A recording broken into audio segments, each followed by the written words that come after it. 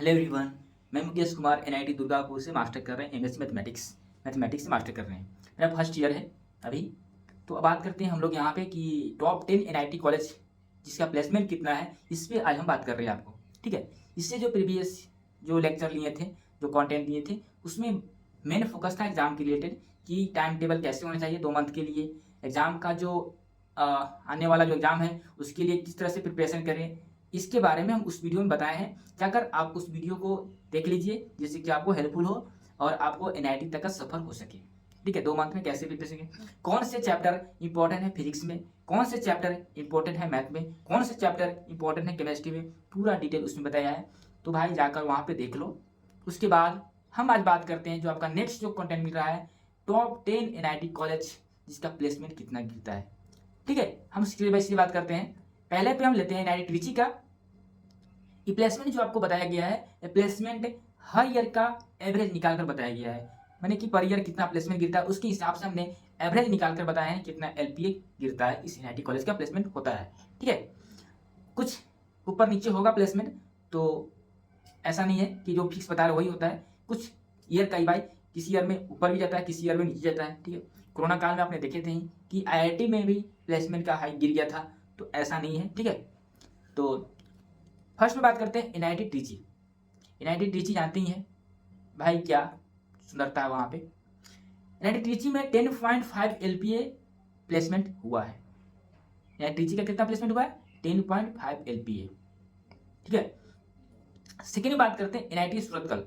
NIT Surathkal का placement जो है 7.65 एलपीए, एनआईटी सूरतकल का। थर्ड में बात करते हैं NIT Warangal, 9 LPA. NIT Warangal भी अपने आप में ब्रांड है भाई। ठीक है।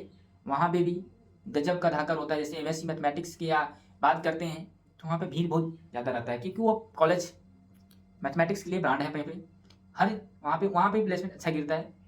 अब बात करते हैं फोर्थ में एनआईटी राउरकेला। एनआईटी राउरकेला की बात करते हैं 7.1 एलपीए। ठीक है। एनआईटी राउरकेला का प्लेसमेंट है 7.1 एलपीए। ये पूरा भी प्लेसमेंट बता रहे हैं, ये बीटेक के लिए बता रहे हैं। ठीक है। अब आते हैं 5 में एनआईटी इलाहाबाद, 11.59 एलपीए होता है। एनआईटी इलाहाबाद का प्लेसमेंट हुआ है। ठीक है। इतना तक आपका प्लेसमेंट हुआ है एनआईटी इलाहाबाद का। 6 में बात करते हैं एनआईटी जयपुर। एनआईटी जयपुर आपको 10 एलपीए होता है, प्लेसमेंट हुआ है यहाँ पे एनआईटी जयपुर का। एनआईटी नागपुर का जो प्लेसमेंट हुआ है आपका 10.36 एलपीए। ठीक है। एनआईटी नागपुर भी अपने आप में सुंदरता के लिए जाना जाता है। वहाँ भी क्या स्विमिंग पूल बनाया गया है, स्विमिंग पूल है वहाँ पे, तो समझ सकते हैं। हर फैसिलिटी जो बच्चे लोग होते हैं अपना फैसिलिटी देखते हैं कि आप क्या फैसिलिटी है, स्विमिंग पूल है यहाँ पे, क्या हॉस्टल में फैसिलिटी है। ठीक है। उसके साथ बताया। एनआईटी कुरुक्षेत्रा का जो प्लेसमेंट है 8 एलपीए गया है, एनआईटी कुरुक्षेत्रा। एनआईटी दुर्गापुर की बात करते हैं 13.64 एलपीए एनआईटी दुर्गापुर के गया है। ऐसा नहीं जो हम एनआईटी दुर्गापुर में पढ़ते हैं, तो ऐसा नहीं कि हम एनआईटी दुर्गापुर में पढ़ते हैं तो इसका प्लेसमेंट हाई दिखाती है, इतना यहाँ पे गिरा है तब बता रहे हैं। ठीक है भाई। टॉप 7 में ही आता है भाई, टॉप 10 में आता है एनआईटी दुर्गापुर, तो समझ सकते हो ना, जो कि 7 इसका रैंक टॉप 7 पूरे एनआईटी में हुआ था। एनआईटी भोपाल की बात करते हैं 7.50 एलपीए है यहाँ पे। तो हर कॉलेज का प्लेसमेंट ठीक ही ठाक है। जेईएमएस निकालिए और जेईएमएस के थ्रू एनआईटी में आइए। अगर आईआईटी मिलता है एडवांस के थ्रू तो एडवांस आईआईटी में जाइए। अगर आईआईटी नहीं मिलता है तो जेईएमएस के थ्रू आप एनआईटी कॉलेज में आइए। ये टॉप 10 एनआईटी कॉलेज में पहले आप काउंसलिंग करवाइए, क्योंकि यहाँ से प्लेसमेंट अच्छा खासा गिरता है। ठीक है। अगर बात करते हैं सुंदरता के लिए तो एनआईटी सिलचर बहुत अच्छी एनआईटी है। जो वहाँ का जो सुंदरता है अलग ही है। वहाँ पे पॉन्ड्स है, सब चीज़ है वहाँ पे, पूरा हरियाली ही हरियाली। ठीक है। जो प्लेसमेंट के हिसाब से बात करते हैं, ये जो टॉप 10 बताया आपको, ये टॉप 10 कोई फर्स्ट अपॉर्चुनिटी रखिएगा, उसके बाद ही किसी को रखिएगा। ठीक है। प्लेसमेंट के हिसाब से ये रहा आपका टॉप 10 एनआईटी कॉलेज जहाँ का प्लेसमेंट गिरता है, अच्छी खासा प्लेसमेंट होता है। अब बात करते हैं यहाँ पे कि टेस्ट सीरीज पे बात कर लेते हैं लोग। टेस्ट सीरीज में आपको क्या करना है, अभी टेस्ट सीरीज आप दे रहे होंगे, आपका मार्क्स बन ही रहा होगा। किसी का 99% आ रहा होगा, किसी का 98 आ रहा होगा, किसी का 96, 95, 92, इतना परसेंट आपका आ रहा होगा जेईएमएस में। ठीक है। तो जेईएमएस में जब आपका 90, लेकिन 99 जिनका आ रहा है उनके लिए गुड है। ठीक है। 98 भी आ रहा है, अच्छा है। अब क्या है कि अपने मार्क्स को कैसे इंप्रूव करें, जिनका कम आ रहा है। ठीक है। जिनका कम आ रहा है उनको इंप्रूव कैसे करना है, हमने एक वीडियो डाले हैं कि कौन कौन से फिजिक्स में टॉपिक पढ़ना है, चैप्टर पढ़ना है, मैथ और केमिस्ट्री में कौन सा चैप्टर पढ़ना है, वो चैप्टर अगर भाई अपने दिल से कर लेते हो, ठीक है, मन से कर लेते हो, उसका पूरा कंसेप्ट क्लियर कर लेते हो, उसका क्वेश्चन प्रैक्टिस कर लेते हो, 5 ईयर का प्रीवियस ईयर प्रैक्टिस कर लेते हो, गारंटी है कि आपका एनआईटी में सिलेक्शन हो जाएगा, कोई नहीं रोक सकता है। ऐसे ऐसे स्टूडेंट को हमने देखा है जेईई मेंस क्रैक करते हुए, जिनको क्लास में कुछ बोलते नहीं थे, जिनको फर्स्ट में कुछ आता नहीं था, लेकिन सेकेंड अटेम्प्ट में उन्होंने सीधे यहाँ से वहाँ उछल गए। तो उन्होंने प्रिपरेशन किया, फेलियर से कुछ सीखें। अगर लाइफ में फेलियर ही मिलता है तो उसको आप अपने स्वीकार करिए और उसके से बेहतर तैयारी करने की कोशिश करिए। जिनका अगर फर्स्ट अटेम्प्ट दिए थे नेक्स्ट ईयर उनका नहीं हुआ था, उनके लिए बात करते हैं। क्या गलती की है, कहाँ पे मिस्टेक हुआ, कहाँ पे सिली मिस्टेक हुआ, उसको सीखिए और उससे आगे बढ़िए। ठीक है, अभी भी आपके पास 2 मंथ बचा हुआ है। ऐसा आग लगा दीजिए, ऐसा जीजा लगा दीजिए, इतना पढ़िए कि आपके मम्मी पापा बोलें कि बेटा खाने के लिए खा लो खाना। जिस दिन आपके मम्मी पापा आके ये बोलते हैं कि बेटा खाना रखा हुआ खा लो, समझ जाओ कि तुम पढ़ रहे हो। जिस दिन तुम्हारा कॉपी पूरा फुल होने लगा है, एक एक दिन में आपका पेन खत्म हो जा रहा है, तो समझ रहे हो कि आप प्रैक्टिस दबा के कर रहे हो। ठीक है, तो भाई प्रैक्टिस दबा करो। केमिस्ट्री को कभी इग्नोर मत करो, केमिस्ट्री को कभी इग्नोर मत करो, केमिस्ट्री को कभी इग्नोर मत करो।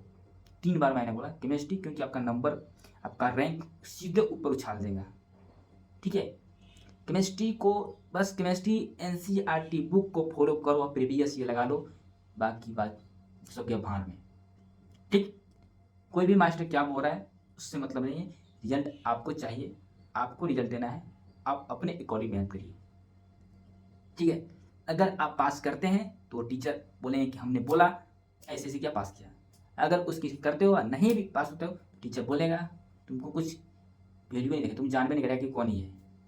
ठीक है, तो हम बोलते हैं अपने अकॉर्डिंग पढ़ो, जी जान लगा दो, मैथ फिजिक्स, सोते हुए भी मैथ फिजिक्स, बाहर जाते हुए मैथ फिजिक्स, नहाते हुए मैथ फिजिक्स, सब चीज़ करते हुए मैथ फिजिक्स याद आना चाहिए।